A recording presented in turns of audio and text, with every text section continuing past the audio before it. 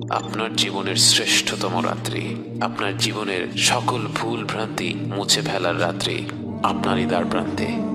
একটি রাত যা হাজার মাসের চেয়েও উত্তম, একটি রাত যা জীবন ভর ইবাদত করার চেয়েও উত্তম।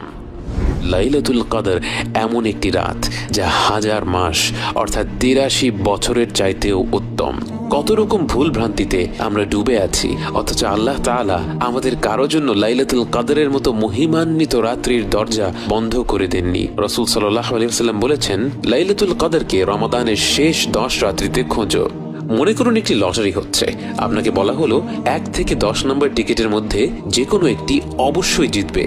আপনি কি তখন কোনো টিকিট বাদ রাখবেন?